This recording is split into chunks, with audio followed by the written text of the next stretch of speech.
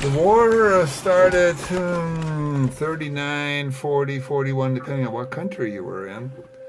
And for us, I think it was in 1940. I was born just a little after the start of the war. In 1941, the day before Pearl Harbor. My folks had just been married about a year and a half or so. They had all their furniture in Rotterdam, and the Germans bombed Rotterdam, burned the whole town down, and they lost all their furniture. That was the first thing. Of course, I didn't know that personally. I was told that. But things that I remember,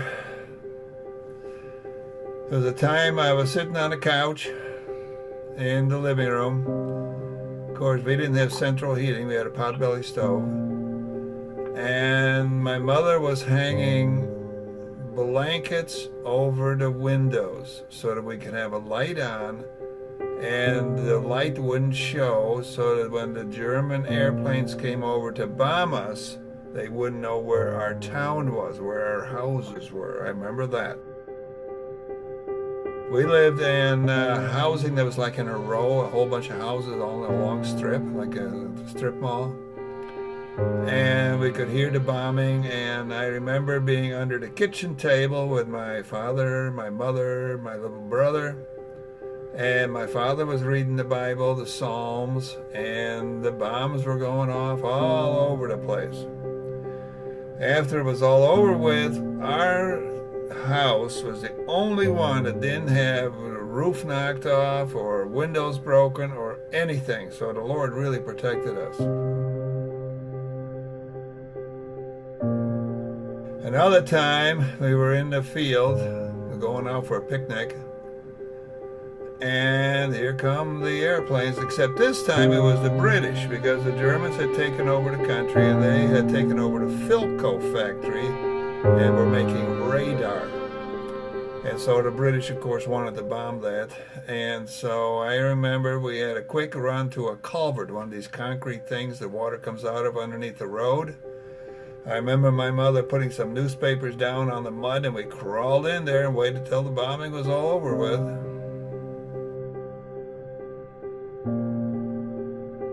How old were you when the war happened? Well, I would be probably 3 and 4. At the end of the war, I was 4 years old, going on 5. Did you know anyone who fought in the war? Well, my father was in the army for 3 days. They called everybody up, and the Germans came in, and we just threw our hands up in the air and said, "You win." When the British and the Americans came into the country and pushed the Germans out, we did have 3 Canadian soldiers stand with us.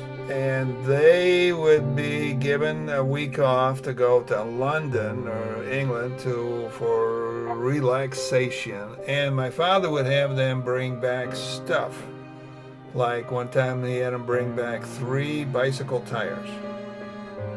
One set we put on our bicycle, one set we sold for food, exchanged for food with a farmer, and the other one we sold for, I think, 300 guilders or something. There was, you had to do what you had to do to get something to eat. We made deals with farmers. My father traded his gold watch for milk for 1 month. How did your family and people help out during the war? We were helping the Jews as we could. They had a ration card. Everybody got a card, and you had little coupons on it. You could trade in for food every week.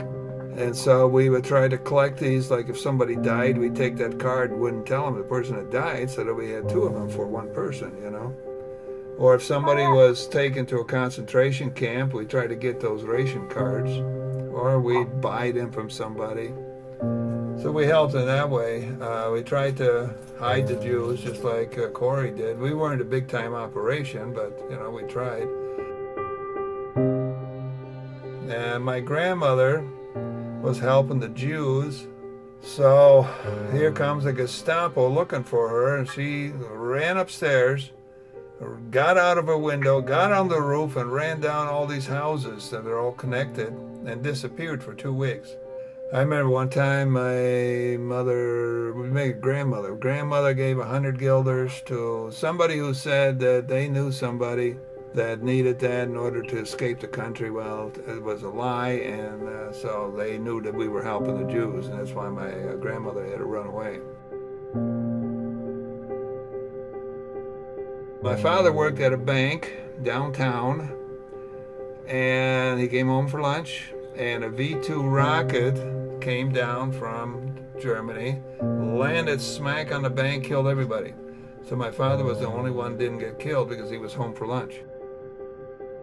Another time, he stuck his head out of a window, and somebody saw him, and they started shooting at him. They almost knocked his head off, but the Lord protected him again. People write letters to your family for help. Oh yeah, there were hungry people and things that we helped feed and things.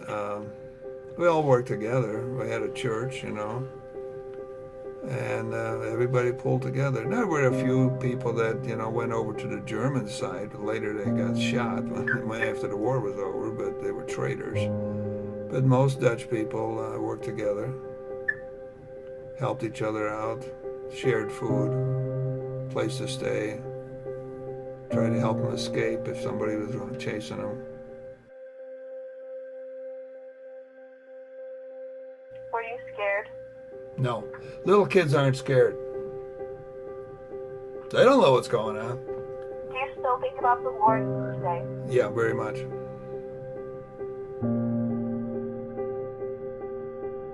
Again, being a little kid, I didn't see anything that scared me. It was just interesting. It's no different than playing with blocks and knocking over the tower, type thing.